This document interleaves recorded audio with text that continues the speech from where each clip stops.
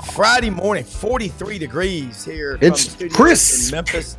It is a crisp morning. Rob Browne. Do you know that I have a fireplace in Florida? I'm one of probably the very, very, very rare houses that has a fireplace. Well, fireplaces and basements, that's very rare in Florida. Yes, yeah, it is very We rare. all know about that. I didn't know fireplace. We use them up here, but not quite yet. But this morning, it make you want to build a fire. Hey, got a lot to talk about today. Smash that subscribe button in the bottom right-hand corner. We are live on YouTube, X, and Facebook. 7 different channels live. Bottom line, hear us live like you're doing now or whenever, and smash that subscribe button and send in your comments. We love it when you send in your comments, questions during the show. We'll do everything in our power, which we have a lot of because we're the hosts, to answer those questions. Now, if you're watching on YouTube, you have the opportunity to do a super chat. You'll see at the bottom of your chat, and it'll say, "Hey, give us $2, $3." If you do that, we'll put the sticker up, and you will go to the front of the class. We will read your question first. So look out for those. I like that. And listen, like Brendan, keep it real. I'm always bringing a wrinkle. Always got something. Well, I'm learning too. It's like some people like YouTube, some like Facebook, others like X. But hey, man, buckle up, get pen and paper handy. Jordan Davis Hill, 24/7 Sports on the Georgia Bulldogs, one of the best in the business. If you follow Jordan Davis Hill on X, it's like a scrolling 24/7 newspaper. There's content coming out all the time. Saw it last night on X, Jordan, about Etienne. So big one. First off, good morning. Thanks for joining us. Big one between the hedges. Cousin Mark Ham is already down there. You know, Audrey's cousin. He's a Tennessee guy. His daughter Molly's a junior at Georgia. Very conflicting, but he still loves her. But let's talk about that game, man. It's going to be a big one. Yeah, it's going to be a big one, Rob. And you hit on what is now the biggest concern for Georgia in this game is its backfield. Trevor Etienne not going to play with a rib injury. I posted this on our board over at Dogs 24/7 over on the Junkyard, Trevor's going to be out for a while. Sounds like that rib injury he suffered against Florida has gotten worse. And you're looking at a situation they were already going without Branson Robinson. They were already going without Roderick Robinson.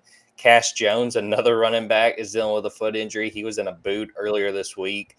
He is questionable. So it's going to be a tough situation for this Georgia offense. You're talking about an offense that, only scored 10 points against Ole Miss, and now they're playing a Tennessee defense that has been very, very good. They're going to be relying on some freshmen to run the football, and I imagine Dylan Bell, who's a wide receiver, he played some running back last week. He played some running back last year, and I expect he'll be asked to do some more of that on Saturday. Jordan, I've got Frank Duffy over there. Looks like he's in Big Canoe, North Georgia. Doug Dean over in Birmingham. Audrey and I are heading down to Auburn. We're going to beg for a win this weekend against ULM and get to see our good friend John Hartwell, the AD at ULM. But let's go ahead and get started with the questions about this game because, again, you put it out there last night. If you want to know what's going on, you got to follow Jordan Davis Hill.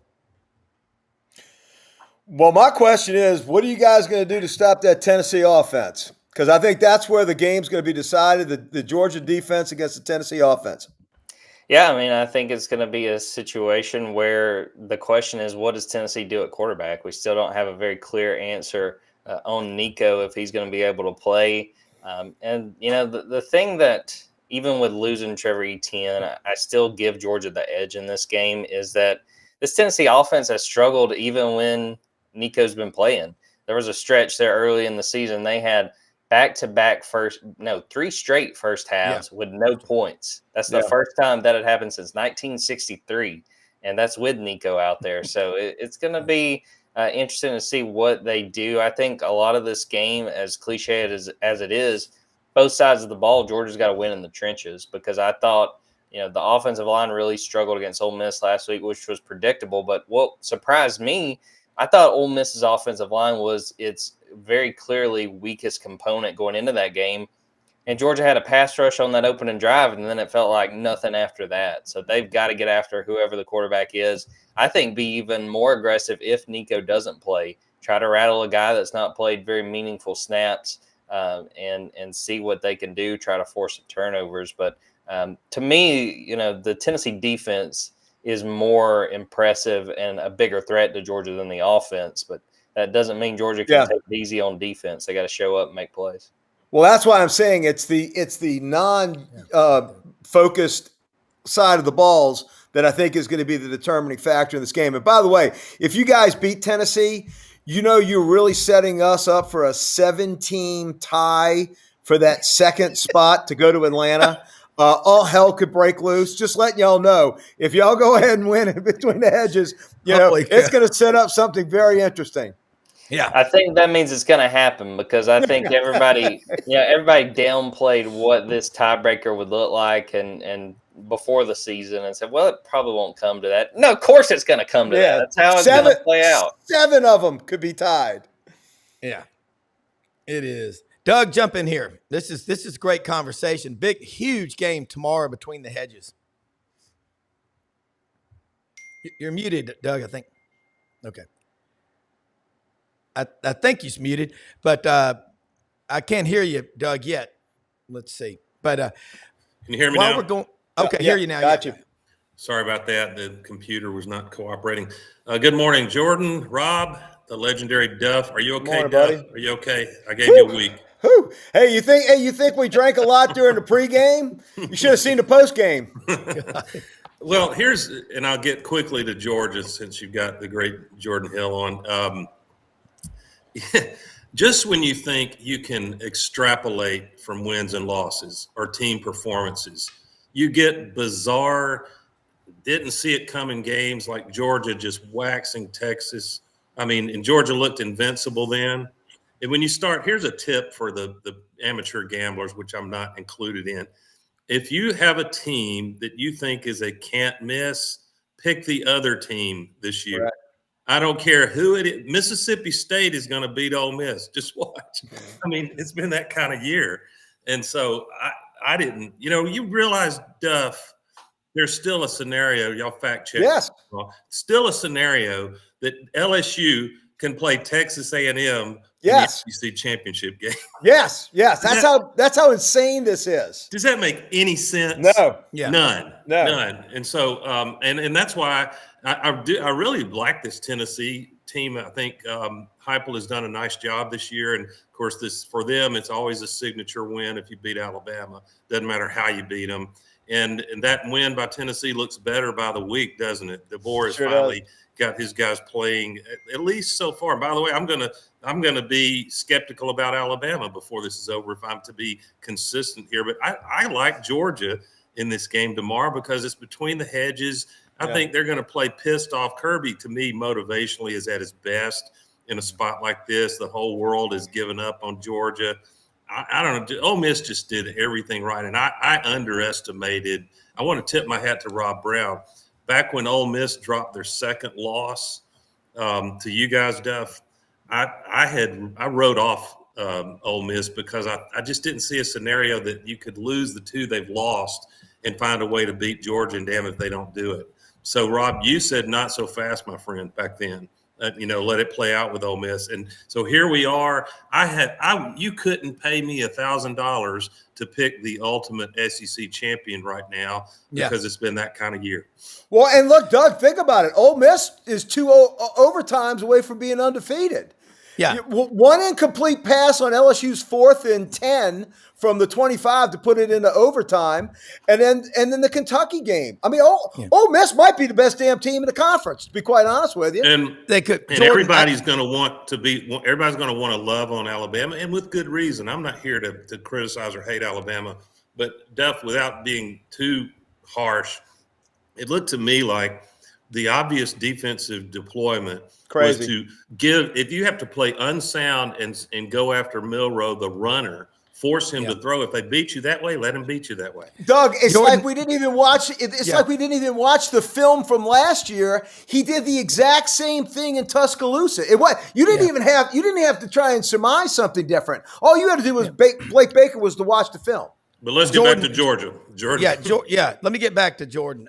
Jordan, I look at Georgia. I got criticized the other night. I was on the Buddy Martin show, and I said I think Georgia's still the best team in the SEC. Because of that win at Texas. And I'm like what Doug is saying, and Kirby, this is he's going to be like Gordon Ramsay in the kitchen when someone burns the food before that game. And I have one friend that worked for Gordon Ramsay for 8 years, and he's the best chef in the world. I look for Georgia to come out with their hair on fire. Let's break that down. I know you're talking to three wild and crazy guys that just love college football, and I know you do too. Well, yeah, I mean, I think the biggest thing, and I saw Blind Squirrel Sports in the comments talking about how hurt Georgia is, and look, you give it to Ole Miss because they outplayed Georgia, but guys, this team is beat to hell this time of year. 3 of the 5 offensive linemen, significant injuries they're trying to play through, or they did in that Ole Miss game. We talked about Trevor Etienne. You're just looking at a situation where they might be the best team, but I think about, Rob, back when we go, going back to the offseason, when we're previewing a season, we talk about the games, and we talk about the games to keep an eye on. I always point to these November games because you don't know the health of your team. You may be down your quarterback. You may be down 2 or 3 linemen. And I think that's going to be the situation on Saturday that Georgia and again, Tennessee's dealing with it too. Everybody in the SEC is banged up, this time of year. But I say this, if Georgia wins this game, I don't care if they score 9 points and they hold Tennessee to 8. Whatever they can do on offense, tip your cap to this coaching staff and those players because they are beat up and they're trying to make something work. And some of their best players are either not going to play or definitely not 100%. Well, and Carson Beck's been called out. He's got to come and perform. If Georgia's going to win between the hedges, it's going to be on Carson Beck. Yeah, and here's the thing. We'll see what his protection is in this game. And, that Ole Miss game, I really didn't think Carson played that poorly. But you're talking about there was one play where he checked to something and the entire offensive line, not one of them blocked a guy. And it was a run up the middle, and it was about a 3-yard loss. So, there is a lot of pressure on Carson, but at the same time, he's not gotten a ton of help around him. Georgia's receivers lead the nation in drops ahead of UAB. So obviously, when you're the quarterback, you get all the praise when it's going good. When you lose, you get all the blame. He's got to play a good game, but he's going to need help around him as well. Jordan, to your point about the receiver drops, and that happens on most teams. It's kind of like a golfer that can get the yips. It doesn't mean they're a bad golfer all of a sudden. They just got to get out of the yips. But they're every golfer. Yeah, Jordan, that's why I quit playing for a while. But, the mental hygiene, you wouldn't believe it. Quit playing golf for a month. It's so refreshing. Jordan, is it too simple, oversimplified to say, which I did and most people did, it wasn't anything original, that the loss of Brock Bowers and McConkey is a bigger deal in these 2 losses than meets the eye? Your thoughts? I think totally. I think we underestimated Georgia's ability to reload, and they've got talent.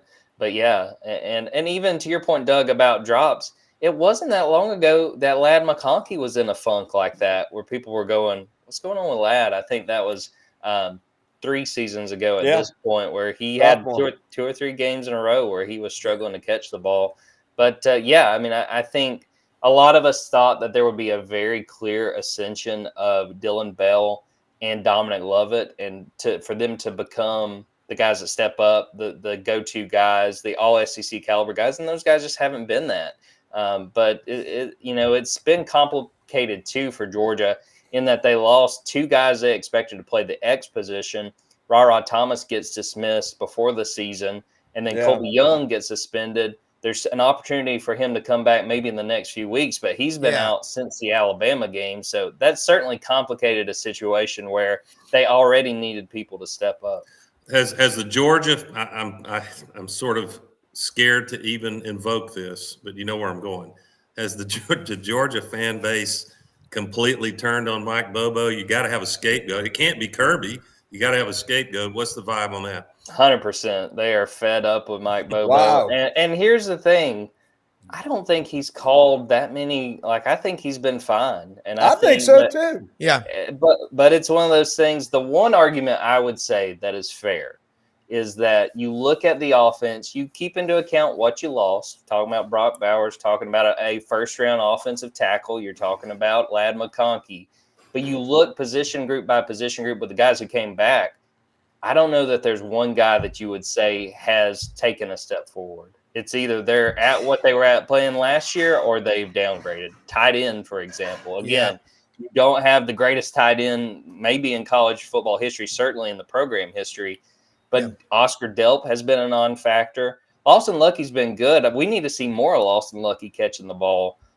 That to me is the only case where you can say, all right, blame needs to be on Mike Bobo, is that you haven't seen those position groups take a step forward, or some of those guys who looked good last year look great this year. There's not a one guy I think you could point to and say that.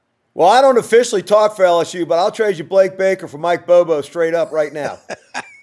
Georgia fans would do it. Would Kirby Smart do it? Probably not. That's right. Jordan, when you look going into the Texas game, I was just looking at the chart. Y'all had a bunch of the defensive guys up front coming back healthy that had been out.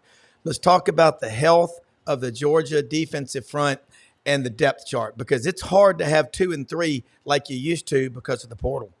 Sure. Yeah, they're healthier than they've been all season, which is kind of when we were talking about earlier. I need to see them have another good game. Now, I'm not expecting Texas game, 10 tackles for loss, 7 sacks. That's a video game. You ain't ever going to do that twice in a season. But you got Jordan Hall back in the last few weeks. He hadn't played at all. I think they kind of got strategic toward the end where they said, look, let's just wait until there's only 4 regular season games left. We can redshirt him and get him for another year. Mm-hmm. But he came back. But you got to have Michael Williams have a big game. Ty Ingram-Dawkins, a guy that's been one of their better pass rushers, he was a non-factor against Ole Miss. He's got to show up. Those guys have to not only make plays but also open up opportunities for Jalen Walker, who's Georgia's best pass rusher. They have got to get after whichever quarterback Tennessee puts out there because I think that's going to be big in this. And you got to stop Dylan Sampson, who has a case to be one of the best running backs in the country. Yeah. Yeah. Guys, could there be trouble in Vietnam for the Longhorns? I've got that one circled. That will be interesting. Yeah, Ken Capps was supposed to be on with us this morning. He texted early. He's got the funk. He's sick, nauseated stomach. So maybe that's a sign Texas is in trouble. I don't know. Jordan, before you go, I know you got a busy schedule, and let people know how they can follow you. But I just look at this game 2 years ago. Tennessee was number 1 when the playoff rankings came out. Went down there in the rain, and it rained on both teams. I just checked. That's never an excuse, But 24-13, but it was a dominant performance by the Georgia Bulldogs. Do you think maybe Kirby Smart in the pregame in the locker room might have piped in on the sound system? He goes, Michael Haynes just caught it. We just stepped on their face with a hobnail boot and broke their nose. Do you think maybe he'll pull some of those calls out? Because that'll get everybody get you fired up to sit in the electric chair. No chance, because Rob, as bad as I hate to admit it, none of those kids were alive to have heard. That's right. It breaks my heart to tell you that. But the thing I will say before I get out of here, guys, is that how both teams open this game, I think, is going to go a long way, because the loudest I've ever heard Sanford Stadium was in this game 2 years ago, and I've talked to people who have covered this team for much longer than me who agree that was the loudest they'd heard. But we've talked about, we're talking about Mike Bobo. This is a fan base that's pretty fed up. So if Georgia goes out there and has a drive and it stalls out after 6-7 plays, okay, people are not going to be happy. If they have a 3 and out, you might hear boos. And I think if I'm Tennessee, I try to get the ball. Wow. I know they may not want to start because their quarterback is banged up, but I would want to get the ball and try to go score right away and put the pressure on the home team. I think Tennessee needs to be the aggressor here. So I would pay attention to how this game starts, because if you take the fans out of it right away, that's going to be a big deal. But appreciate you guys having me on dogs247.com, on Twitter at Jordan Davis Hill, on Twitter at dogs247. And I tell folks, check out, I wrote a column this morning. A lot of my dad's side of the family, huge Tennessee fans. So I kind of talked about being kind of caught in the middle with Georgia and Tennessee, but it was a good time. I'm sure I'll get some calls from some cousins, not happy about some of the stories I had to tell. Hey, Jordan, before you go, you do great work, Jordan. What's going to be tough to swallow in the latest forecast or rankings, if Georgia's sitting there at 12 and you get bumped by Boise, that's going to sting. But maybe Georgia can get on a run here. They're in fine shape. Yeah. Jordan, let's do this again next week. Thanks so much. Let's bring in now the voice of the Tennessee Volunteers, Bob Kesling. Bob Kesling, one of the best in the business, the Vol Network, legendary. I remember, Bob, I used to see the affiliate list. It was 157 affiliates on the Vol Network. It's one of the original grassroots efforts, and Bob has announced that he's going to retire after this season, and I don't know what it's going to be like because I've only known two voices of the Vols coming up, and that was Sean Ward and Bob Kesling. And wow, he'll be back with us in a moment. Bob, hey, whoa, okay, all right, but He's getting injured. I know. I thought Jordan Hill did a great job there, but Bob Kesling, you know, I saw you on Paul Feinbaum's show a couple of days ago, and you were talking about your career, and you told a story, and you were at the Big Orange Caravan, I think, in East Tennessee somewhere, and just the impact that you have on fans and how we all think everybody goes to the games, and a lot of these fans have never been to a game, how big a deal it is, and your voice comes into their living rooms, in their cars, let's be honest, while they're at work. They're listening to the game. Welcome to SEC Sidelines, Bob. Thanks for having me on. Hope you guys are having a good day. We are not worthy to Bob Kesling. Settle down. All I can think of is football time in Tennessee. Bob, I love radio, as you know, and we've had you on the show from the beginning, and you were so kind to spend your time with us this morning. Big one tomorrow. We just had Jordan Davis Hill from 24/7 Sports on Georgia. The radio pregame show, we have Vince Ferrara on the show every week. We've had Jimmy Himes on a lot over the last year. Then he semi-retired, but you're the voice of the Vols, and you speak to the Orange Nation on football and basketball. People, I can't believe you're retiring, but you are still doing it, and you're one of the best ever. Let's talk about this season and this matchup tomorrow. Well, I think it's interesting. I think both teams are kind of trying to figure out who's available, who's ready to. This time of the year, everybody's banged up and guys are hurt, and you kind of wait to see who's available from the doctor's list on Saturday. I think that's where both of these teams are. Georgia's really banged up at running back, and they've got that freshman Frazier who doesn't seem he can hang on to the football. So I'm sure they're very concerned about their running game. Tennessee's trying to find out about the health of Nico to see if he can go. They've got a lot of confidence in Gaston Moore if he can't go, but that probably be a game time decision when the doctor's clearing. But you know, it's an interesting matchup. Both teams have a lot to play for. Both teams, I think, understand the situation they're in. If Tennessee can run the table, Tennessee obviously secures a playoff spot. If Georgia, they're walking a tightrope right now. They can't afford to lose another game. So I think both teams know that. Tennessee hadn't won down in Georgia in a long, long time. Georgia doesn't lose at home. They've won 28 straight at home. So it's going to be a challenge. It's going to be, I think, a really interesting football game. Yeah. Doug and Frank, y'all jump in here with Bob Kesling, the voice of the Vols. Blind Squirrel Sports is a Georgia fan. He says, is Bob retiring this year? I think you've been with us so long, you've raised a lot of our kids. So, yeah. I mean, we're going to miss you. I can tell you that. Well, thank you. Thank you. Bob, this is Doug Dean in Birmingham. It's just an honor to get to talk to you for a little while. And this is a really big week for 6 or 7 or 8 of the SEC teams, not for Auburn, still rebuilding. But yeah. I'm curious of I guess what I would call in some ways, the demise of the truly great play-by-play. You could add color guys over the years. And by that, I mean, once we became a digital society and everything was consumed as much on TV as by listening on the radio. Have you seen the craft that you were at? To me, you got to have Bob Kesling in the top 2 or 3 all-time SEC play-by-play voices. But for people that wear orange and blue down here in the state of Alabama, Jim Fife, and I don't want to leave Rod Bramlett out, but he would, if Rod were here, he would say how lucky he was to get a moment like the kick six. It helps to have plays to call. But are you seeing is the craft sort of suffering? can we develop great play-by-play guys that can really paint a picture and give you a visual, even though you're just listening on radio?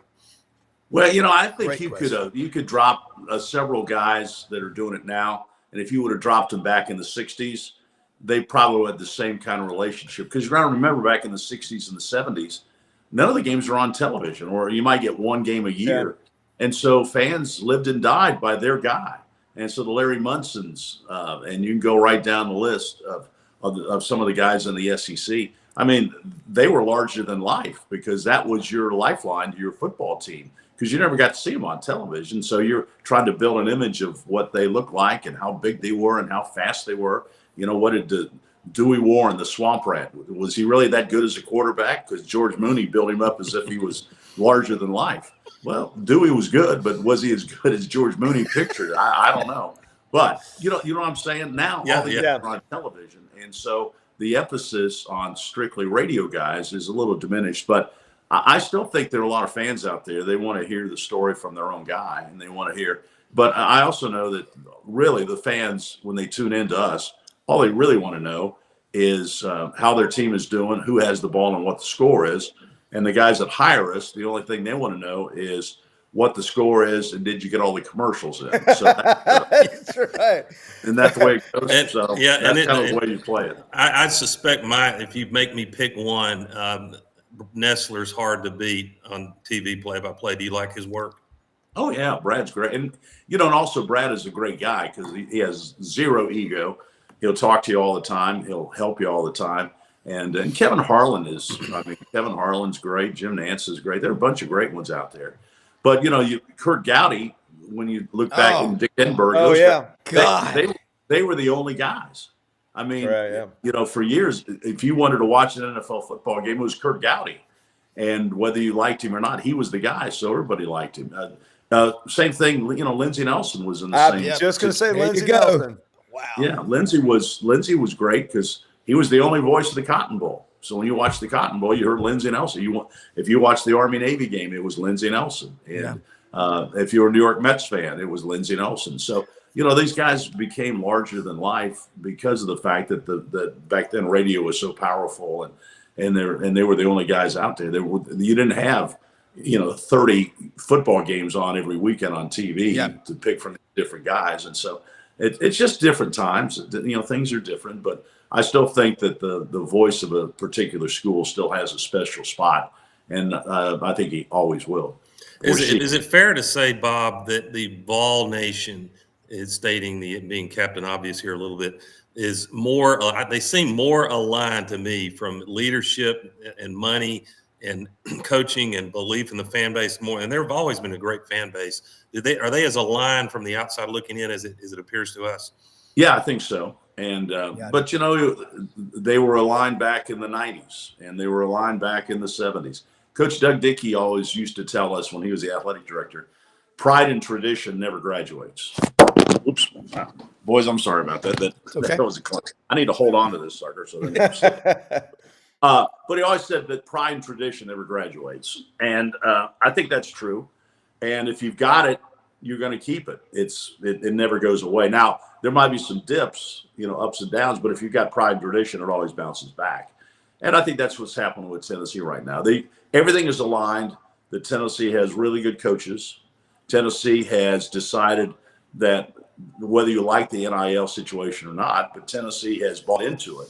And they said, if these are the rules, we're going to play by the rules, and we're going to be as good as we can at it. So they've invested in NIL. They've been able to get good recruits, good players. Tony Vitello has turned out to be larger than life. I mean, a guy that everybody thought was a great recruiter had no idea what an impact he'd have on a baseball team and how that really motivated the fan base. So there are a lot of things to like about Tennessee athletics, but we were here in the 90s under Coach Fulmer, and when Bruce Pearl was here, the basketball team was doing great. When Ray Mears was here, when Doug Dickey was the coach, I mean, you know what I'm saying? There have been cycles all through the history of Tennessee sports. I mean, it wasn't too bad when General Nealon was here coaching the football team.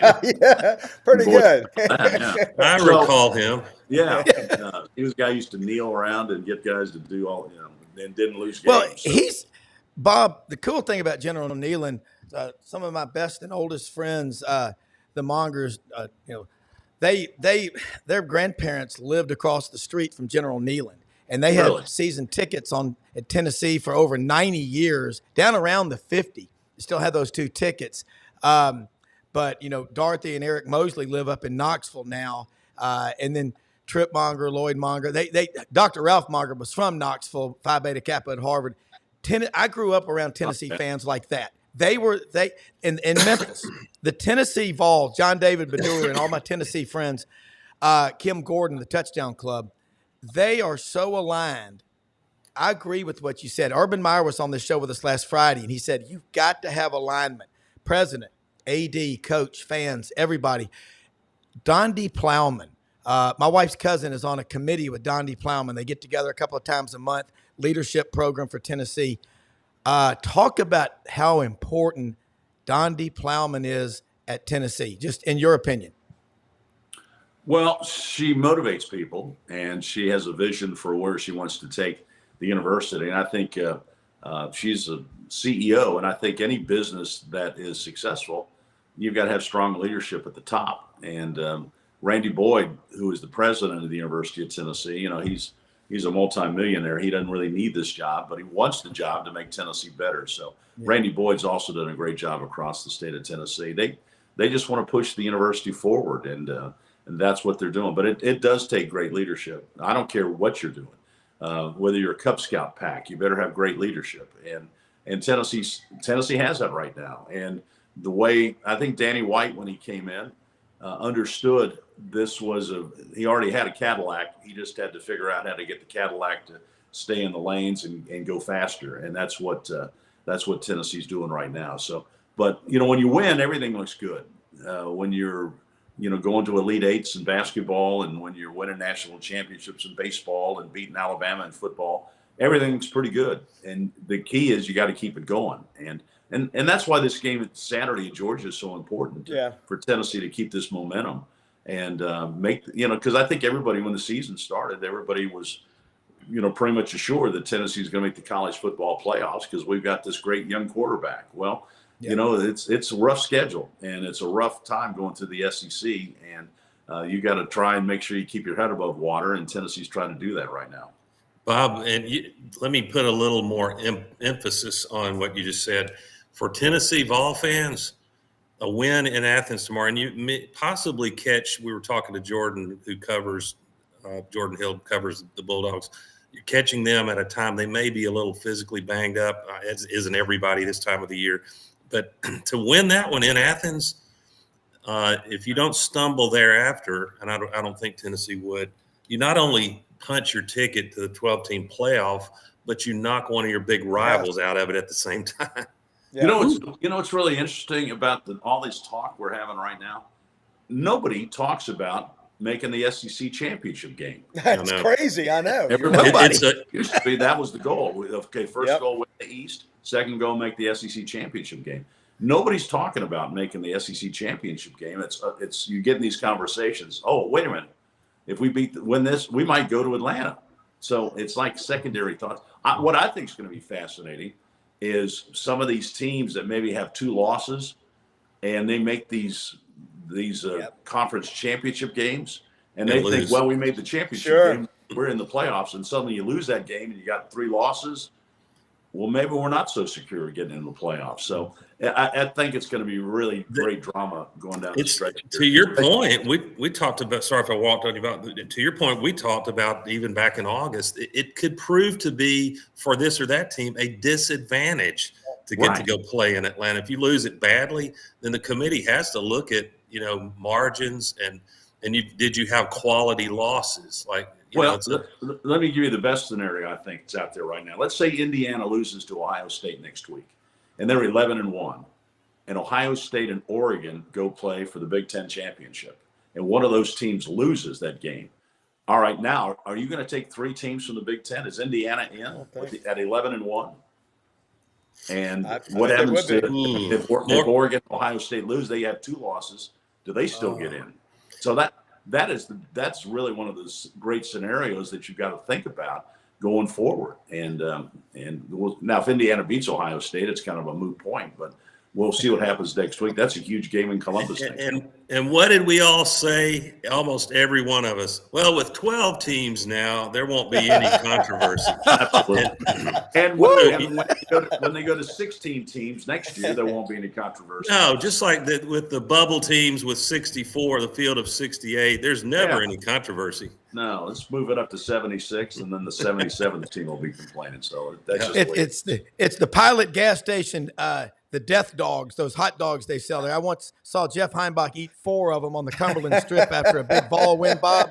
Knoxville is an incredible place. If you talk to old-time Auburn and Alabama fans, great campus. Hands down, there's no better road trip than Knoxville, Tennessee. When the sun rises on the banks of the Tennessee River, March tailgate is right by the Torch Guys, what we call it there at the Circle, the Vol Walk. Bob, it's the Torch Bearer. The Torch Bearer. The Torch Bearer. Yeah, and it's really it's an easy place because he says meet us at the Circle. There they call it. But I like this. Blind Squirrel Sports is a big Georgia fan. As an opposing fan, I've got Eli Gold and Bob Kesling as 2 of the best voices in college football history. I put you right in there, Bob, because I'm an Auburn grad. You know that, but that touchdown Alabama and your attention to detail. What kind of give people an inside look? How much preparation? I would think it would be like a trial lawyer going before the Supreme Court of the United States to argue a case. You put in for every game, but not just the week of, but during the summer and the spring, correct? Sure. In fact, if you guys ever let me off the show, I got to finish my prep for Georgia tomorrow. All right, we'll let you go here in a minute, but serious. No, it's what I've always said. It's like playing. I mean, the next best thing to playing is calling games, because when you're playing, you've got to have something you do every single day in terms for getting ready for the game, and that's the same thing when you're broadcasting. You got something you do on Monday, something you do Tuesday, Wednesday, Thursday. Like today is kind of the polish up day, and I kind of go on the internet and I go through the Georgia roster player by player and trying to find out little nuggets and notes that I might be able to use. And it's usually you have all this information. You might use 30% of it, but you better have it just in case you need it. So that's what I'll polish up today. And then tomorrow morning we get the crew and we head down to Athens. We'll probably stop at the Varsity for our pregame meal and get all there you go on it. Bring your Rolaids. All right. Hey, Bob, I'm an LSU guy, and I just got to tell you, I live in the North Georgia mountains, and I love picking up y'all's broadcasts. I think you do a wonderful job. I was fortunate enough to be the PA announcer 2 seasons ago in Lakeland, Florida for the Detroit Tigers for spring training. And all I can tell you is you play-by-play guys make it look so easy, and it's such an incredible talent that y'all have. And I go back to when I was a kid as an LSU fan, listening to the great John Ferguson on WWL, the big stick out of Baton Rouge in New Orleans. And I just have to tell you, it's such an incredible picture that you guys paint for radio. I think it is the best venue for consuming college football that there is, especially in the South. Can you speak just very briefly to who were your inspirations when you were a young boy listening to want to get behind that microphone? Well, I was like all kids back then. I would have that transistor radio under my pillow. I'd listen to the Reds games with Jim McIntyre and Joe Nuxall, and Al Michaels comes in, and then I'd flip it over and listen to Jack Buck and Big Red Machine. Big Red Machine. I'd flip it over and listen to Bob Prince out of Pittsburgh because I wanted the Reds. I grew up in Dayton, so I wanted the Reds to win, but I had to see how the Cardinals and the Pirates did because they're usually fighting for those guys. And then during basketball, I was lucky because we had so many broadcasts that would come in. I mean, you could listen to the Dayton games. You could listen to Cincinnati or Xavier or Ohio State, Indiana. So I was flipping around the dial. Kentucky, we get Kaywood Ledford. So I was flipping around the dial all the time and listening. Tell you, interesting story. My dad was a drum major at Ohio State, and he and Jack Buck went to Ohio State together. In fact, they shared a locker in gym class at Ohio State. And so anytime the Cardinals were around, that my dad would take me over to the game. And he'd talk to Jack Buck and they'd hang out a little bit. It was pretty cool. So I went to the 92 All-Star game in Toronto. And because at that time, Knoxville was a Blue Jays affiliate. And so I got a couple of tickets from Ed Holtz, the GM, and went up there. And so we're coming back. We changed planes in Pittsburgh.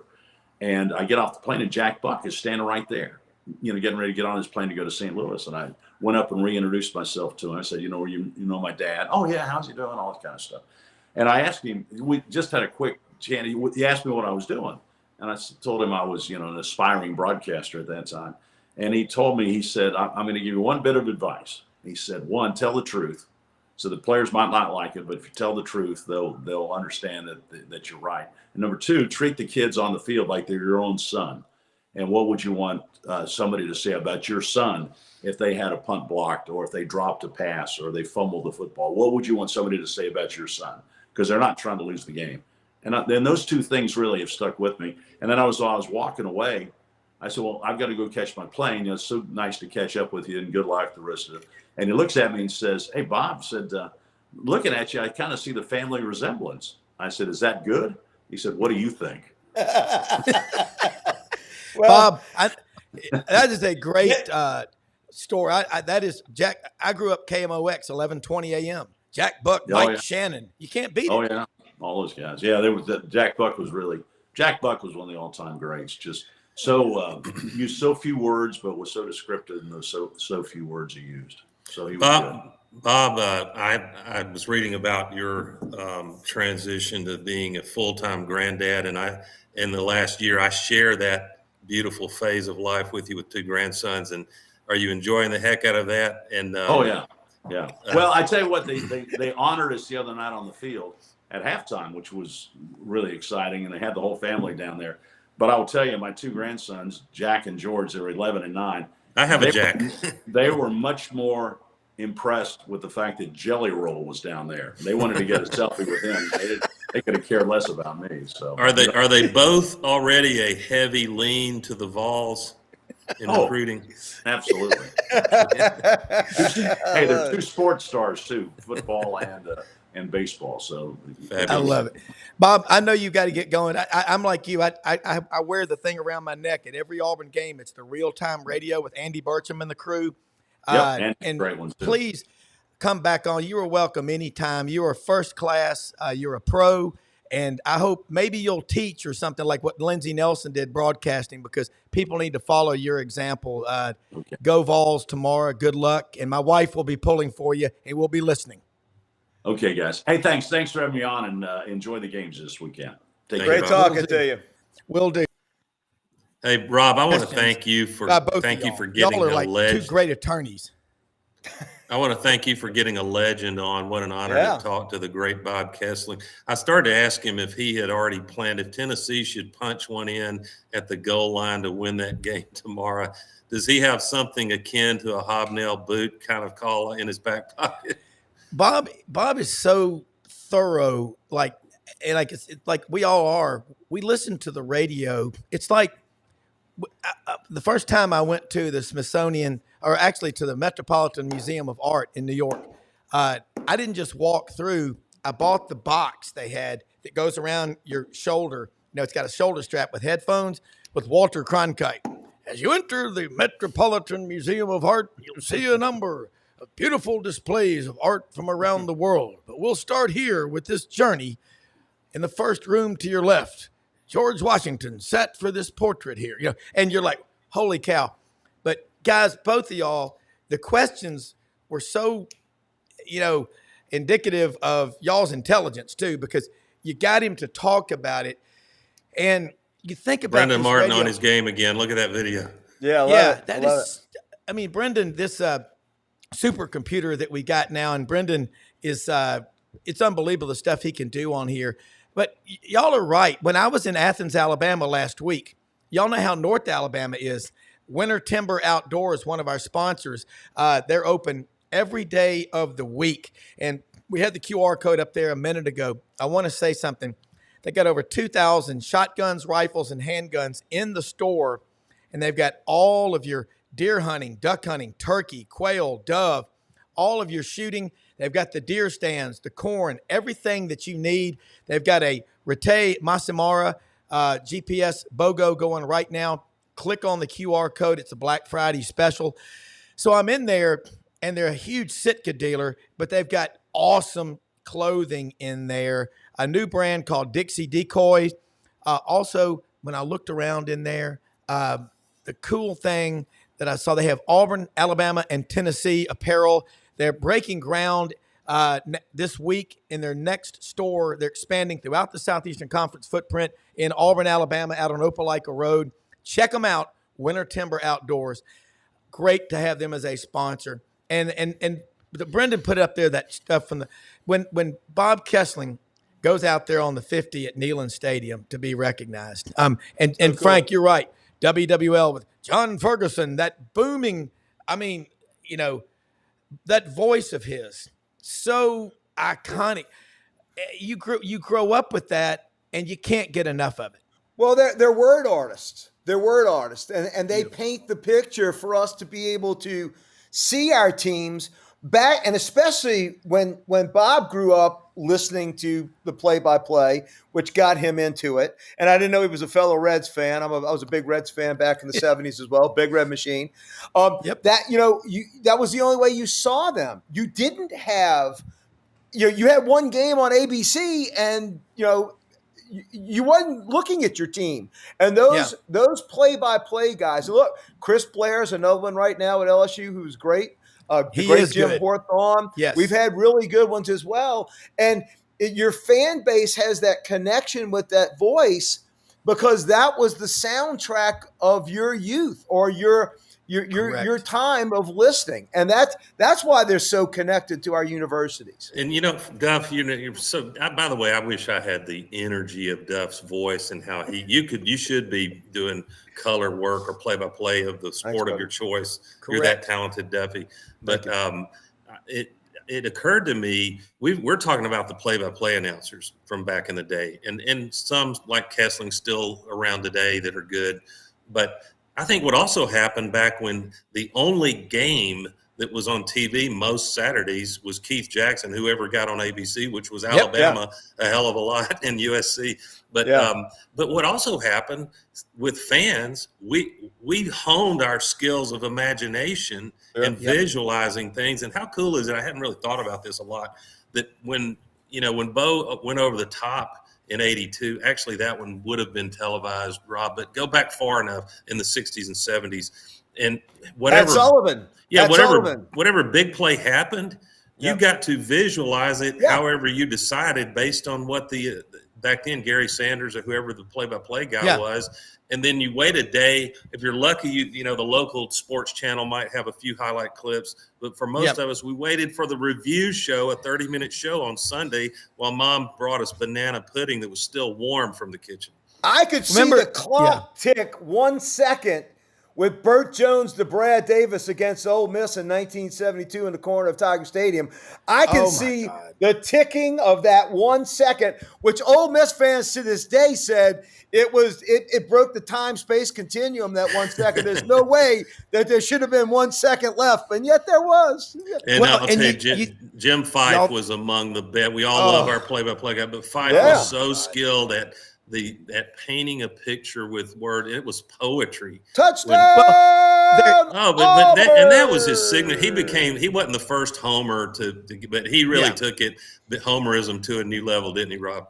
But who signed their paychecks? And I remember one time when I was in college, getting to work for CBS for the Iron Bowl, like 1987, and it was in Birmingham, of course. And I'm up there talking to Jim Lampley, and he said, he said something. I said, where do you live? And he said, Los Angeles. And I think he was making, a lot of money. He said, yeah, life's not too bad driving around LA, making, driving a Porsche. And I'm like, yeah, I'm sure it's not. But, they asked me to spend a day with this James Brown. He's on TV now. And I sat in the end zone at Legion Field up toward the scoreboard on a Friday, day before the game. They had me just walk him around. He was asking me about the Iron Bowl, all these questions. And what he said at the end was, I've never seen fans so intense and so rabidly just want to get each other, yet I watch y'all around each other and you treat each other with respect. And I said, that's because we're all married into each other. Well, it's family, but these rivalries. And I think it's a Southern thing. Guys that go to TV, I don't think there's anything better than what Bob did. He did radio. Then he remember the Jefferson Pilot games. Then he went back into the broadcast booth. Oh, yeah. And the stories that they tell, like you said, WLW, AM 700 Cincinnati. Think about AM 760, Detroit, WJR. If we didn't grow up listening to that, all of us, our generations, I don't think we would have the passion for the games that we do, because we did have to imagine so much. Look at the way old TV was done. There wasn't any nudity or vulgarity on TV. You left it to the imagination. But when Angie Dickinson was a guest on The Tonight Show on a Friday night, Ed McMahon would even wake up off the couch from a drunken stupor. I'm just saying. Can we talk some football, Rob? Yeah, let's go. Let's talk about these games this weekend, man. Get started. Well, the thing, and there's somebody smarter than me or with a lot of time on their hands that I don't have most days could figure this out. But man, if it doesn't, don't make me come in and ground everybody if we don't start talking some damn football around here. What is wrong with everybody today? Sorry, get Coach. It together, boys. Sorry, Coach Martin. All of your man cards punched. All of them.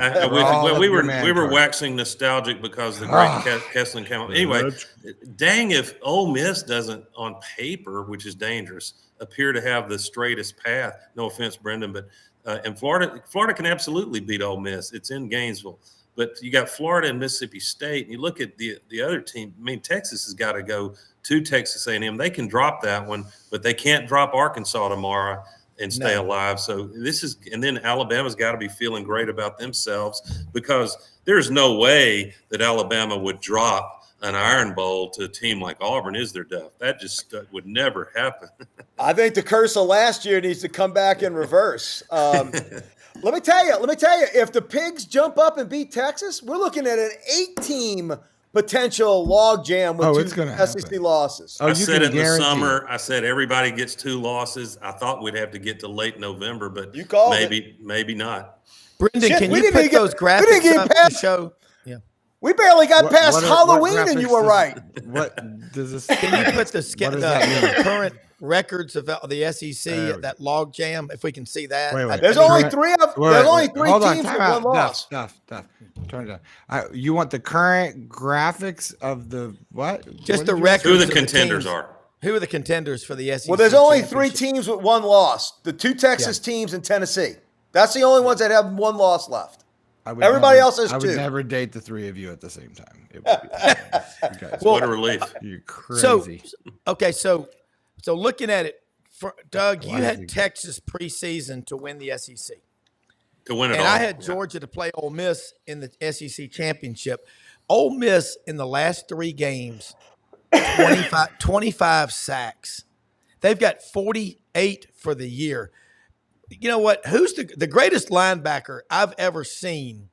Derek Thomas, 27 sacks in one season. What, 1987 or 88? Ole Miss, 25 the last 3 games. I think that's why Ole Miss is so good. That and it hadn't been said much, but the much maligned DC Pete Golding, who Bama fans were ecstatic to see leave, he goes to Ole Miss, and they look pretty sporty, don't they? Yes, they really. Look at these records, guys. Holy cow, y'all are not kidding. Yeah. Wow. So if you have Georgia beat Tennessee, and if the Pigs beat Texas, and Texas beats Texas A&M, you potentially could have 8 teams with 2 losses in the SEC. Chaos. Yeah.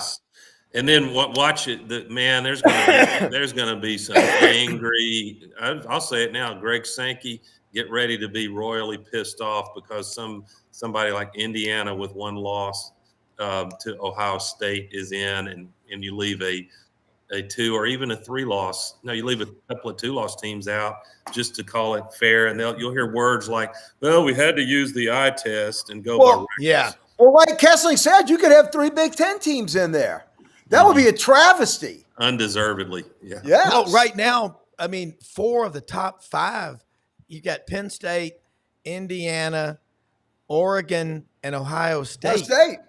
And Big Penn Ten State. And Rhett Lashley's down there at SMU moaning and groaning about the bias.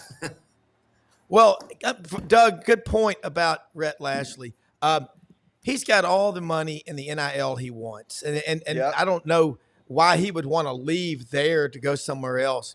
But I tell you, the biggest single player who, if he plays or if he doesn't play, who is keeping a program alive and a fan base on the edge of their seats is DJ Lagway. Brendan said before the show, it looks like he's going to play tomorrow against LSU. And Typical. Brendan and Frank can talk It's about not this. a look like he's starting. They announced it yesterday. The curse of the shoe from the Fog Bowl 4 years ago. We broke the story. Well, that broke the story. They announced it yesterday, right before Buddy Martin show. So he is playing for sure. It looks like we got Brad Bellamy. Let's bring in my favorite guy in the world, Brad Bellamy, because he's got my favorite car in the world. And one day he's going to let me come up and get one. Brad Bellamy, Landers Ford, welcome to the program. Now we can really begin. I appreciate it, guys. Good morning, everybody. Man, such great talk and all the conference stuff and just insanity that's going to happen in 3 weeks when the Big Ten gets all these teams in that have not beat anybody. Anyways, let's talk about Landers Ford first and foremost, guys. We launched brand new incentives yesterday to launch off the year-end savings event.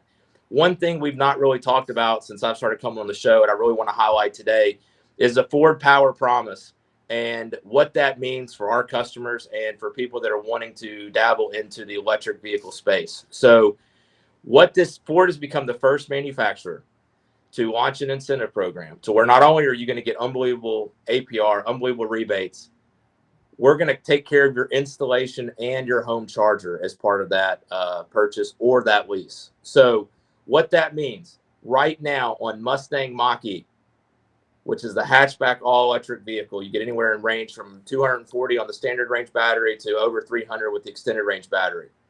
0 for 72. So 0% interest for 72 months. Plus $5,000. Now, we got a lot of listeners, a lot of people local that are also X-Plan partners, which means they work at a company that Ford supports with discounts. They get an extra $1,500 of rebate. So folks at FedEx, AutoZone, 0 for 72 plus $6,500. And Ford is going to give you a level 2 charger to get installed in your home, and they're going to take care of the installation for you if it's standard installation. Guys, it's an unbelievable program. I've had a Mach-E now for 2.5 years. It is the best driving experience of any vehicle I've ever driven in my life, except for maybe the Lightning, because you get that very similar experience. The Lightning has the best incentives of any vehicle at Ford right now. 0 for 72 plus $5,000 and at-home installation. In addition to that, Lightning does qualify for the federal tax rebate. So if a customer qualifies for that rebate, it's $7,500 that can be used as down payment, or you can take that money when you do your taxes, plus $5,000, 0 for 72, and we install your charger. If it's a customer, guys, that does qualify for that plan business, so friends and family of Ford or X-Plan partner, another $6,000 of rebate. So if you include that, it's $11,000 of rebate plus the $7,500. That's $18,500. And 0 for 72, and the installation of the charger. It's the best deal we've seen yet on Lightning. A few years ago, one of the Memphis Grizzlies purchased one. I got to go on the test drive. In his New Zealand accent, I've never heard so many F-bombs about how incredible the experience was, how much trouble he was going to get into, guys. So come out, check us out. We got inventory. We're really excited about this program. And like I said, I've had a Mach-E now for over 2 years. We all are hearing more and more about things that happen at gas stations. Just a couple of days ago, there was some deaths and a shooting at a gas station. One of the beautiful things about having an electric vehicle, guys, is that you don't have to go to a gas station. You can charge at home, and you have the peace and convenience of having a vehicle fully charged overnight. You don't have to go to a gas station. You don't have to pay for gas. My biggest issue that I have now, guys, I forget to throw out the trash in my side door, because every time I go to the gas station, when I get rid of all the crap in my car, and I don't go to the gas station anymore. Yeah. No, look, it's great. Poplar, Houston, Levy, in Colleyville, LandersFordMemphis.com. And Brad, again, what you all do investing in the Mid-South. 6 stadiums bear the Landers name, Houston, Collierville among them, but also the buying process. Folks, when you call out there to LandersForwardMemphis.com, tell them you want to talk to Brad Bellamy. He's the quarterback. He runs the RPO. He'll get you hooked up with the salesman.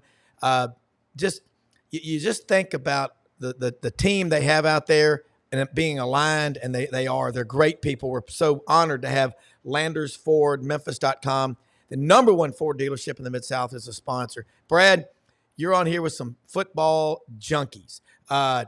And, we got Doug, Frank, Brendan, me, and I think we all, I know you like to pick the games, so throw some games out there and we'll start getting some feedback on them because it's week 12, but we're going to late January. By the way, around, I think, November 27th, General Richard Clark will be on the show. I booked that, the head of the College Football Playoff Committee. So we'll be asking him lots of questions. It's going to be fun. I met him at Media Days. He's a retired general, lieutenant general, and he's going to be running they're all holed up in a hotel watching football. But, Brad, throw some games out there for us.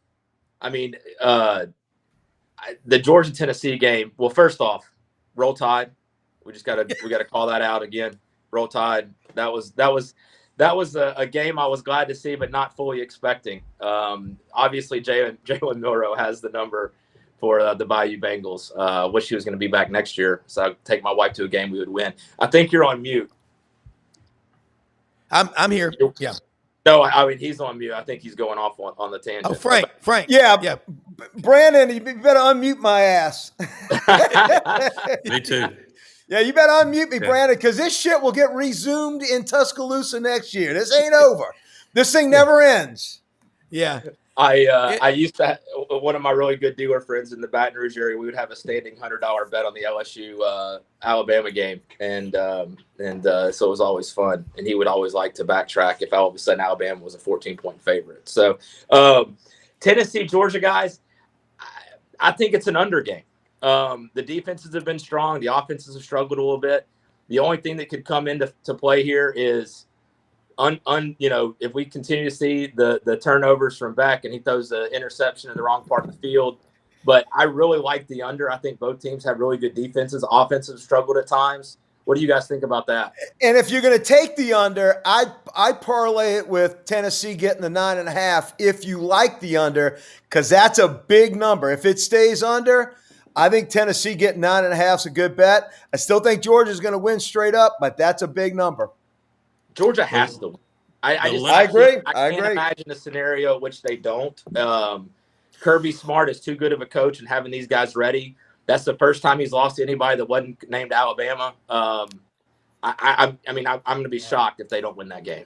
The last time a lot of people, I don't want to say everyone, was really down on Georgia is when they went to Austin and they played some. Kirby made it, as you say, Duff, a manhood game. Yep. And I think if Georgia wins tomorrow, the story's going to be their defensive front. Well, and look, I don't like to tease a lot because that's a recipe for losing money. But the tease of this, if you wound up teasing the over and under up to 52 and played under, that's a big number to cross with these two teams. And then you can get Tennessee getting 15.5. I don't know. I think that's a good tease. Brad? I like it as well. I like it as well. I also I think South Carolina has really showed up to be the real deal. They're playing great. Missouri continues to struggle, but they squeaked out that win last week against Oklahoma. But I like 13.5 for South Carolina at home. I usually don't like betting that big of spreads in SEC games because typically they turn out to bite me. But, South Carolina minus 13.5. Let's give me the Cox. All right, Brad, who wants to take it this one? Texas goes to Arkansas. This is a conference game for the first time since 1991. And after that, I want to get into this Florida LSU game because Lagway will play. Is it a day or night game? Day. Oh. Yeah, so it's going to be fun. Texas, Arkansas. I was in Little Rock at a luncheon Wednesday with a bunch of Razorbacks. A bigger deal than playing Texas for them is beating them. Texas has won 56. Arkansas has won like 23. but Arkansas's won the last two. I can't see a case for Arkansas winning the game. But Brad, maybe they cover. I think Texas. If Texas is any good, they go up there and they cover. Do you think Texas watched the game film of the Arkansas Ole Miss game? Because if they did, they found a few weak spots in that secondary that's going to let them throw the ball all over the place. Yeah. I mean, Arkansas has burned me very badly, and so I'm very bitter about thinking anything positive about the Razorbacks right now. A few weeks ago, I claimed Wu Pig Sue, and this is the last time I'm ever going to do that in my life. So, I mean, I struggle with who Texas is. They absolutely killed Florida last week. I don't know. I mean, the line's moved a little bit down to 12.5. I think Texas is better than them. I think they're probably a 2-touchdown team, but it's a rivalry game that finally is reunited, right? I mean, this is about as a rivalry game as for an Arkansas fan. You know, when they moved to the SEC, it became LSU in a lot of ways, but Texas is their rival, and it is. There's a lot of pride that they have to have in this game. It's really a big deal for Arkansas in terms of where they're going to go bowl game wise. But I'm probably, I mean, if I'm going to have to throw a spread number out there and take a team, I'm going to take Texas because Arkansas has burned me. And I think that they're on the down, and I think Texas is, they got to win. They have to win that game because Texas doesn't have a really marquee win right now. And, they're not. And that's what's so frustrating for me about this committee is there is not a team that they have ranked higher outside of Oregon that has beat anybody. I mean, Ohio State beat Penn State, who's beat no one. Indiana has beat no one. No one. If you're going to use the logic you're using, Boise State has a better quality wins than Penn State. They've got one loss at 3 points to Oregon. Why is Boise State not higher if you're going to use that logic? I would agree with that. I'm concerned that the head of the committee is Big Ten, and I feel like there's some skewing going on right now just because of looking at win-loss records. But the bottom, 27 teams of the Big Ten, because they got so many now, outside of the top 4 teams, it's nothing. they're garbage. I mean, they're not any good. And I'm hoping Army beats Notre Dame to throw a whole wrench in everything that happens here in 2 weeks because, again, Notre Dame has no quality wins. Penn State right now is holding their hat on USC. I mean, that's, they beat Washington, they beat Wisconsin, but Alabama destroyed Wisconsin at Wisconsin. So it's very frustrating for me. And, it is. And how everything is laid out. How weird is it, to Brad's point, that if you study Texas' schedule, now they've had games where they just really impressed you with how competently they play, but they're against teams that are, it's hard to find one that's going to be bowl eligible. But in some ways, one of Texas' closest they've got to a quality win is going to Nashville and eking out a win over Vanderbilt. Great point. I'm sorry, I left Vanderbilt out. I got to give Vanderbilt all the credit in the world because they beat Alabama. And how ironic that, I mean, I've looked at the tiebreakers this week just trying to make a sense of the mess that is the SEC right now. And obviously there is no mess. If Tennessee wins and Texas wins out, then it's really easy. They play against each other in the game. Like I said, I don't think that's going to happen. But I think the 4th or 5th tiebreaker is the records in conference of the teams that you play against. And in that scenario, which I'm kind of concerned about, Alabama moves to the top because they didn't play against Kentucky this year. Vanderbilt's going to have at least probably a 500 record in the SEC. They played South Carolina, they played Missouri, but they've had a schedule where they didn't play the bottom of the league. Yeah. Well, you look at these records that he put up here, that Brendan put up on the screen. I'm going to look at this LSU Florida one, Frank. LSU, I worry about them because when they were out of contention for anything big, they had 38 players on the field just a few years ago against Kansas State. And a lot of these teams, if the guys are not in contention, they just check out mentally and in many cases physically. They're not there. How motivated is LSU after going in the wood chipper last week? That was bad. I can't tell. Honest to God, I have no idea. I will tell you, it's a crossroads game. If Brian Kelly loses this locker room, we got big problems because we're married to his ass for another 2 or 3 years. This is either going to get fixed or we're not getting rid of him because of the buyout.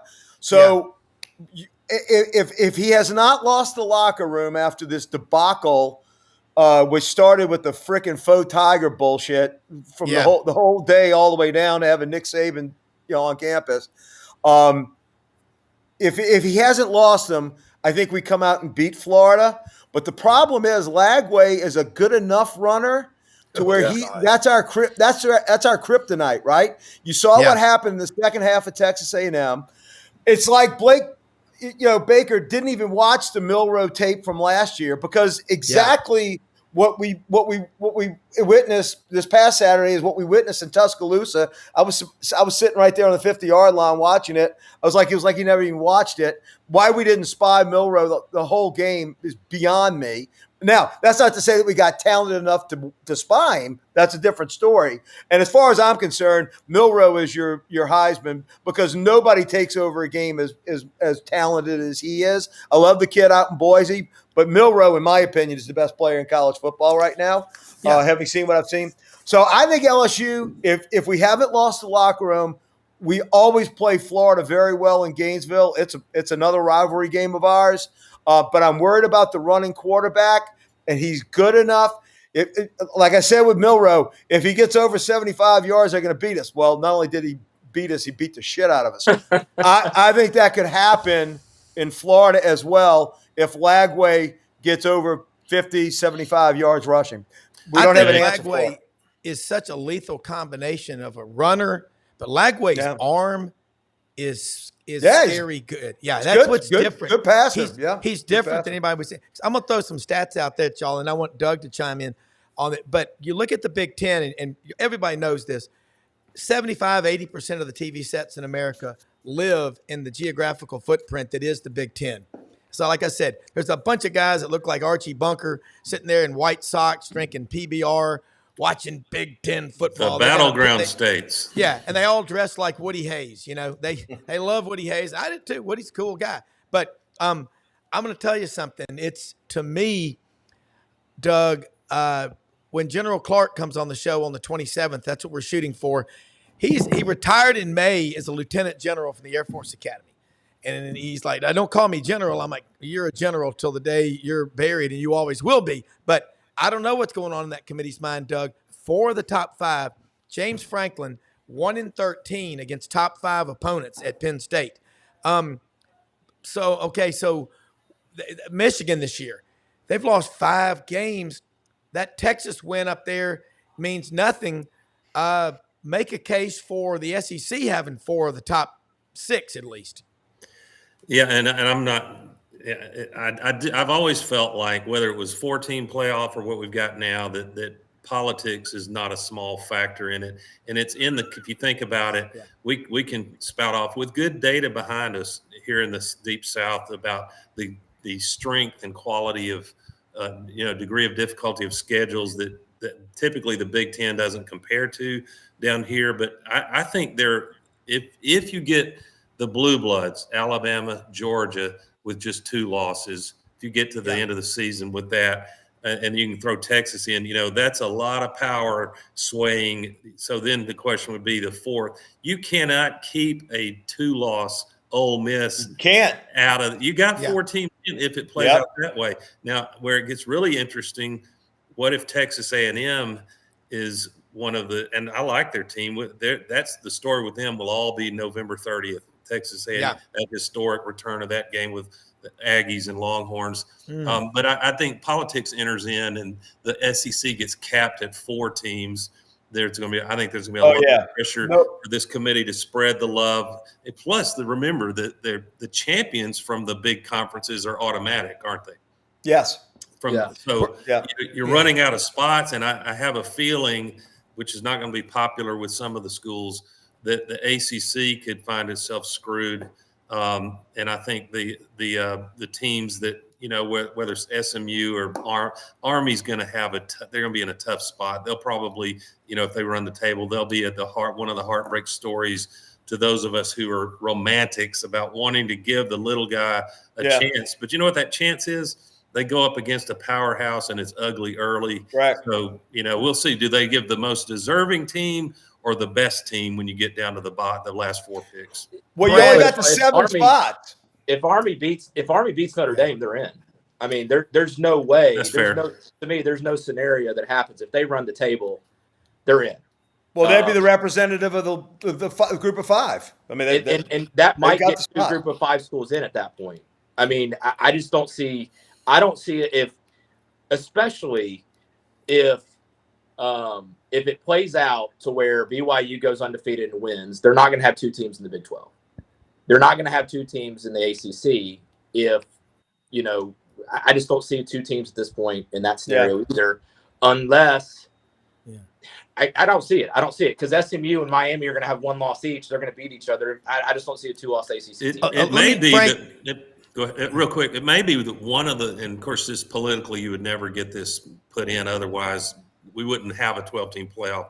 But it may be flawed that there is if you're the conference champion, that you're automatically in, because a couple of these conferences, you could debate their actual strength of even their champion. Yeah, and Brad, Frank made a great point. I agree with him. Nobody takes over a game in college football like Jalen Milroe. And Kalen DeBoer in that Tennessee game, in my opinion, it was an egregious series of errors to call 50 pass plays in the pocket. He ran on 45 of them.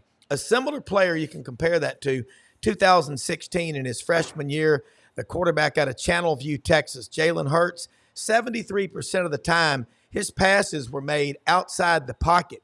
When you try to contain someone like a Jalen Milroe, you're screwing them. And that's the kind of the mentality Kalen DeBoer has always liked those guys, like, a pocket guy.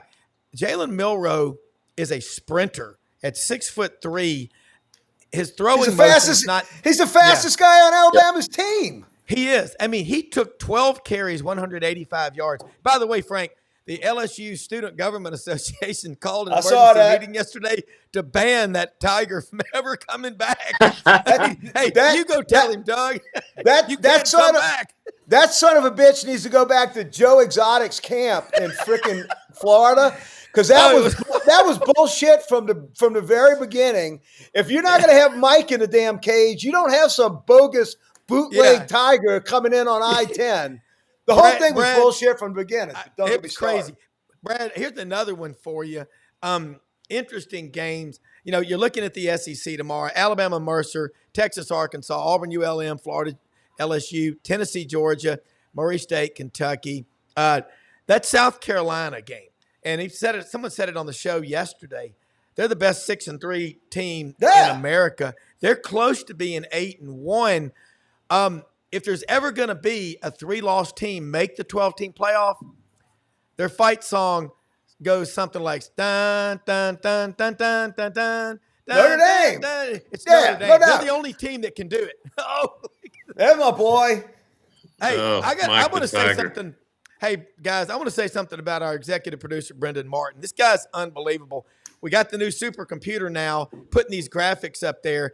Mike the Tiger, a little bit of trivia. Mike Donahue, Iron Mike Donahue, was the coach at Auburn from 1904 to 1922. He won 3 national championships. In 1922, LSU lured him away to be the head coach for a big price of $10,000 a year. And Brad, he didn't have a lot of success at Baton Rouge, but they did name Mike the Tiger after him. Iron Mike Donahue was from Ireland, and he barely spoke English. He spoke Gaelic, but he had a bare knuckles champion. Yeah, he was. A bare knuckles champion. Glory be to God. By the way, Brad, let's talk about South Carolina and Missouri, the Battle of Como. Eli still thinks Missouri's getting into the playoffs. Show me, as Doug always says. No, Mizzou's a fraud. Yeah, it's not happening, guys. I mean, I touched on this earlier. I think South Carolina. Go ahead. Sorry. What? That's the veterinarian from like. Okay, I thought somebody else trying to talk. I was like, wait. I mean, but hey, one thing I just want to touch on, and I apologize for going back a second. But you talked about politics and all that comes to play. For years, the Big Ten has complained about having to travel to the South to play all these bowl games. I believe part of this whole thing too, guys, is they have an opportunity to give themselves 3 home games for the playoffs and make all these SEC teams travel up to Big Ten country. It's part of it. I mean, I really believe that they're trying to get a little bit of recognition for all the years that they've complained about having to go down south. And Brad, that's a lot like what happens in March Madness, where you get sent across the damn country to play. So that's going to be an interesting subplot. You're right. Well, I can't think of anything worse than Yeah, Franz Beard said on the show one time, the Big Ten has 14 teams at one time. They'll get 19 bids to the NCAA tournament. Yeah. Bloomington in January would be an abomination. Yeah. Get ready for it. Think about the size of that stadium and the lost revenue when you think about, because that's not a big stadium in Indiana. No. It's tiny. And you compare that to some of these other schools. I mean, it's crazy. Yeah. But anyways, I mean, I think South Carolina is going to win that game. I think it'll probably be a low scoring game, but I think they cover. I think it's probably like a 28-7 type game. But I do think South Carolina is gonna. But that LSU game, they had completely dominated, and then they found a way to lose. Well, and that's a crazy thing. After that game, who would have thought that Missouri would have been a 14-point underdog? When that game was over with, Missouri would have been the 14-point favorite in this game. That's about a 28-point swing in the fortunes of those two teams. I'm telling you what, South Carolina's a damn good football team. Vanderbilt's a damn good football team. Yeah. Both of them are. Here's an interesting stat about Missouri. Missouri's 2 road games. Sorry, I'll just say this. Missouri at Texas A&M, they lost 44-10. At Alabama, lost 34-0. So they've been outscored in those 2 games against top 25 teams, 78-10. Yeah, they're Gamecocks crow, and they crow early, and the Spurs are on. I like South Carolina tomorrow. I think the Fighting Beamers are going to come out with their hair on fire. I was just going to say, in back-to-back weeks on South Carolina, so tomorrow they're going to lay an egg in Missouri's price. Jump in here. Well, Brad gave me the perfect seg. You're a smart guy, Brad. I like you. I can tell you have some skin, literally skin in the game, so that motivates you to do research. But we should remind ourselves what I said at the outset, Rob and Duff, that the weirdness of this year. We're sitting here today talking about the possibility of there's still 7 SEC teams that mathematically are not out of the playoff. And what'll happen now with only 2 or 3 weeks to go, ending with some monstrous games. I know the Iron Bowl will be down because of Auburn's miserable year, but it's still an Iron Bowl. And so watch us have only 2 teams left that don't lay an egg and get to 3 losses. And look, Tennessee's got to play. It's in Knoxville, but it's in Vanderbilt, Nashville. Tennessee's got to play. That's a dangerous Vandy team. Texas has to go to College Station, and who's to say Arkansas might not shock Brad and rise up tomorrow and win that. And so the weirdness is not done yet, is what I'm saying. Yeah, and if Vandy doesn't run up against a hot South Carolina team, Vandy might have had the best home record of any SEC team. Yeah, Brad, from your perspective, and Landers Ford, the number 1 Ford dealership in the Mid-South, LandersFordMemphis.com. We are so proud to have them as a sponsor for this show. And hit the QR code, call out there, ask for Brad. The experience is great. And right down the street, I want to say something real quick, and I got a couple more questions and we'll wrap up. Hewlett & Dunn Boot and Clothing Company on the historic square in Collierville, Tennessee. Brad, check out this place. It's awesome. It's right there on the square. They've got, I was in there yesterday, Barber, Filson, the Duckheads, Duck Camp, STS, Pendleton, Schaefer. Great looking men's and women's clothes. Got Audrey a cool wallet yesterday. 7,000 pairs of boots. I was talking to Charles Hall, the owner, and his wife, Laura, J.M. Huffman, Raven, Squidward, the whole crew out there. Yep, Squidward's got out there. That it's just a great experience to go there. And also, if you've got boots that need to be repurposed, they can get that done for you. They have a couple of outfitters that do it, and they'll get your boots as good as they were the day you bought them, if that is possible, and it is. But the selection of clothing, right now they've got a 50% off rack inside and outside. And get the turtle box right there. I've got 2 of them. Dropped it in the river 3 times trout fishing in late August. It came back up, still playing and humming. Because believe me, I could mess up a 2-car funeral with some of the gear that I have. But Hewlett and Dunn Boot and Clothing Company open Monday through Saturday, 10 a.m. to 6 p.m. After Thanksgiving weekend, they're open on Sundays from 12 until 5. Guys, who's going to be glued to the TV tomorrow morning? How about this 11 o'clock, 2:30, 6:30 trifecta that we get?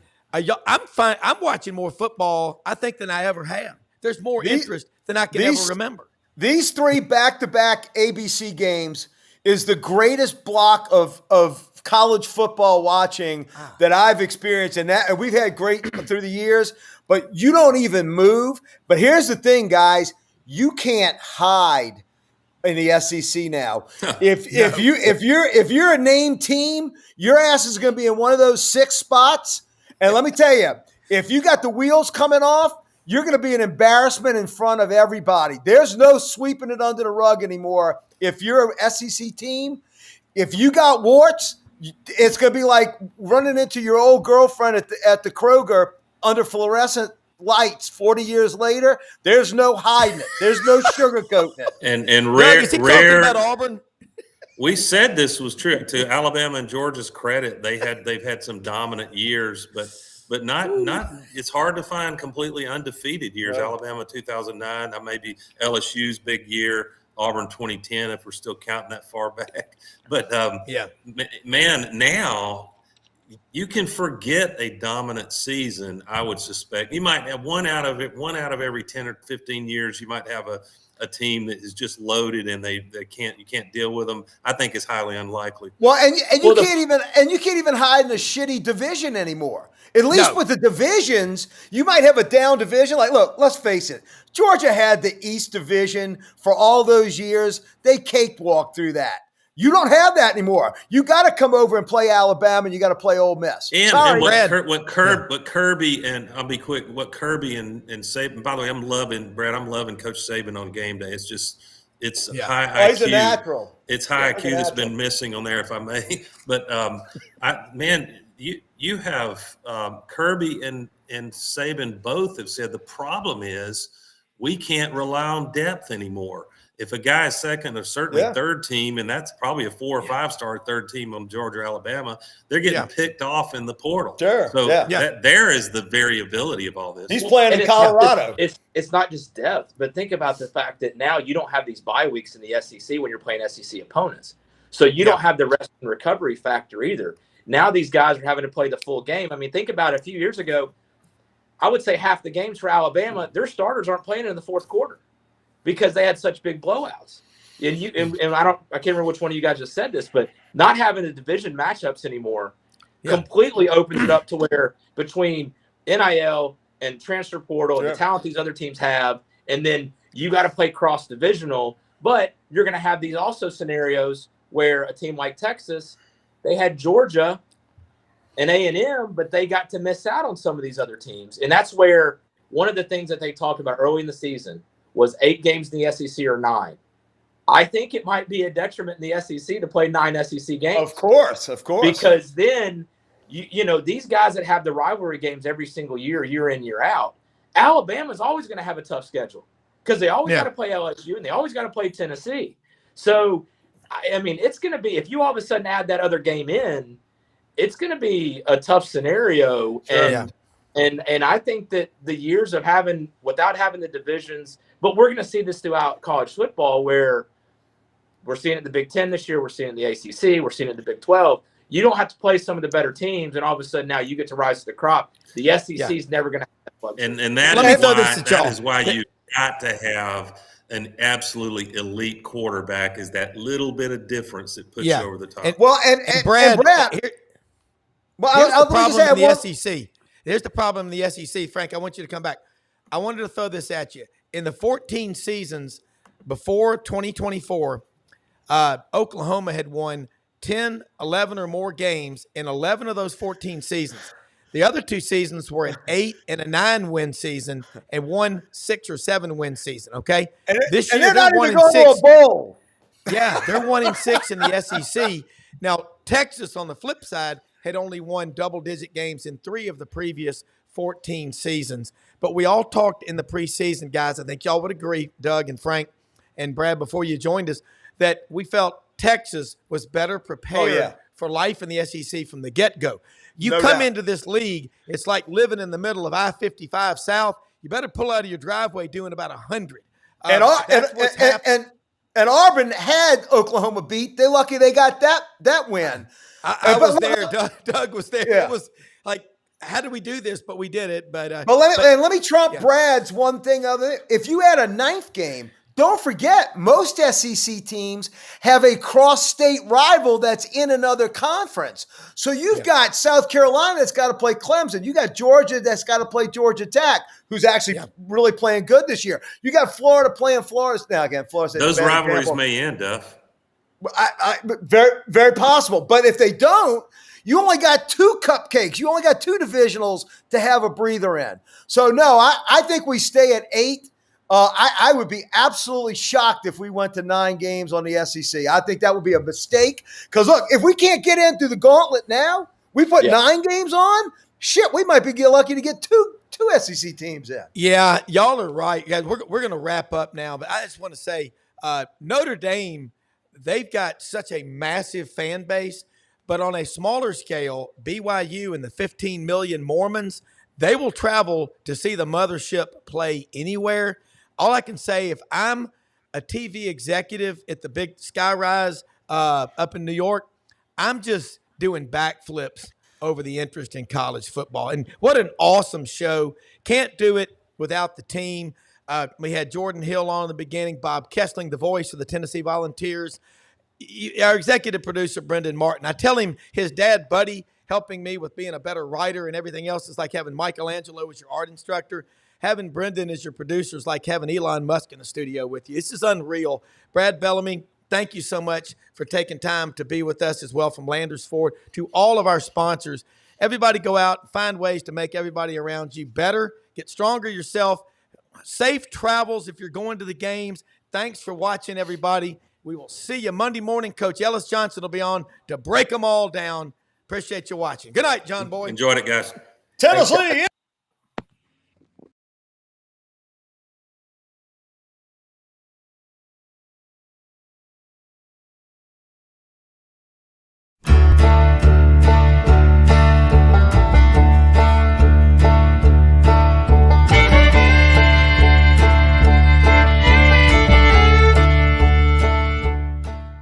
In a perfect world, you'd set a health goal and results would happen overnight. In this world, the real world, it takes time, dedication, and the right support to achieve your best self. The Vitamin Shoppe health enthusiasts are here to make sure you're not wasting a single moment on the wrong supplements. From the highest quality sports nutrition and superfoods to the most sought after trends, you'll find a huge variety of science-backed solutions for every goal. And the people to help guide you along the path to greatness. Unbelievably, every 2 minutes in our communities, a child is either bought or sold for sex. I am Ari Dickey, board member for the Nashville Anti-Human Trafficking Coalition. Join me and millions of others in our fight against human trafficking and for its victims by helping to educate the most vulnerable among us, our middle and high school students. Go to nhtcoalition.org, become a partner, and help keep our families safe, because none of God's children are for sale.